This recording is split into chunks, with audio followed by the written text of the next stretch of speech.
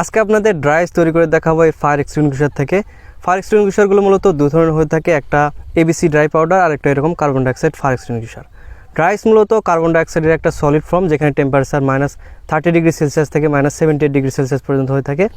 আর এটার ওয়েটটাও বেশ, প্রায় 5 থেকে 7 কেজির মতো হবে। তো চলুন এই ফায়ার এক্সটিংগুইশার থেকে ড্রাই আইস বানিয়ে ফেলি। এখানে লেখা আছে কার্বন ডাইঅক্সাইড ফায়ার এক্সটিংগুইশার, আর এটা একটা 2 কেজি ওজনের ফায়ার এক্সটিংগুইশার, যদিও এটা বিভিন্ন ওয়েটের হয়ে থাকে, 2, 3, 5, 7 কেজি এরকম। এটা ফায়ার এক্সটিংগুইশারের নজল।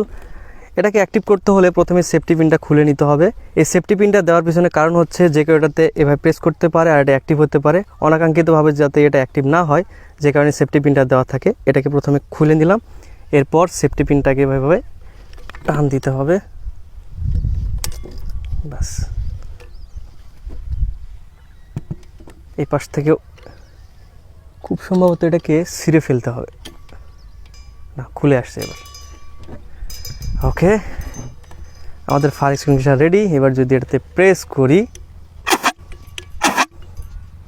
আরে বাস, কি পরিমাণ শব্দটা হচ্ছে। এই নজলটা যেহেতু বেশ ঠান্ডা হচ্ছে, যে কারণে আমার হাতের সেফটির জন্য এরকম একটা হ্যান্ড গ্লোভস পরে নেব, আর সেই সাথে এরকম একটা তোয়ালের প্রয়োজন হবে, যেটাকে এই নজলের এখানে এইভাবে আটকে দেব। আমি সেফটি গ্লোভসটা পরে নিছি এই কারণ এখানে কোল্ড বার্ন হতে পারে, মানে ঠান্ডার কারণে আমার হাতটা পুড়ে যেতে পারে। লক খুলে দিই, সেফটি লক। এবার যদি এটাতে প্রেস করি,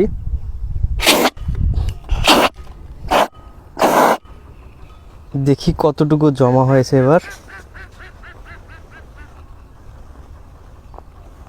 না, বেশটা জমা হয়েছে। এবার আমাদের যে কাজটা করতে হবে, এক জায়গায় করে নিয়ে এভাবে প্রেস করতে হবে, যাতে করে এই ড্রাই আইসগুলো এক জায়গায় হতে পারে, এভাবে। ওকে, ওয়াও, দেখুন কত সুন্দর। এটাকে আমি হাত দিয়ে এভাবে ধরতে পারি, কিন্তু বেশিক্ষণ ধরে রাখা যাবে না ড্রাই আইস।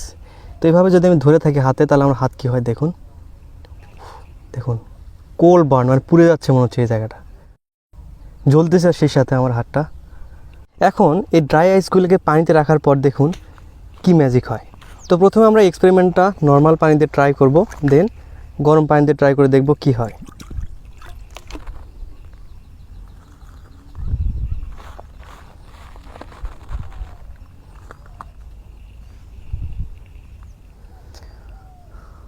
তো দেখতে পাচ্ছি যে সাধারণ পানির সঙ্গে ড্রাই আইস সেরকমভাবে রিয়াকশন করতেছে না, তারপর একটা মেঘের মতো ইফেক্ট তৈরি হচ্ছে এখানে। ওকে, এবার তাহলে গরম পানিতে ট্রাই করে দেখি। তো দেখতে পাচ্ছেন যে আমার পিছনে একটা নদী আছে, এই নদীতে যদি আমরা এই ড্রাই আইসগুলো ফেলি, কি হয় দেখি।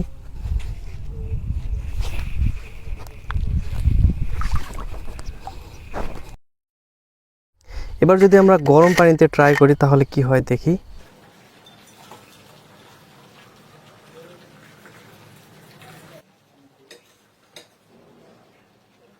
ওয়াও, দেখুন কত সুন্দর। আমরা মুভিতে যে এরকম মেঘের মতো সিনেম্যাটিক ইফেক্ট দেখতে পাই, সেখানে মূলত ড্রাই আইস ব্যবহার করা হয়।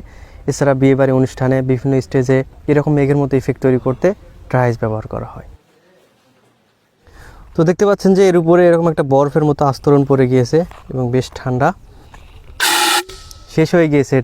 এটাকে রিফিল করতে হবে, এরপর আবার ব্যবহার করতে পারবো। তো ফায়ার এক্সটিংগুইশার মূলত আগুন নিবানোর কাজে ব্যবহার হয়। তো আজকে আমরা ফায়ার এক্সটিংগুইশার ব্যবহার করে আপনাদের ড্রাই আইস তৈরি করে দেখালাম।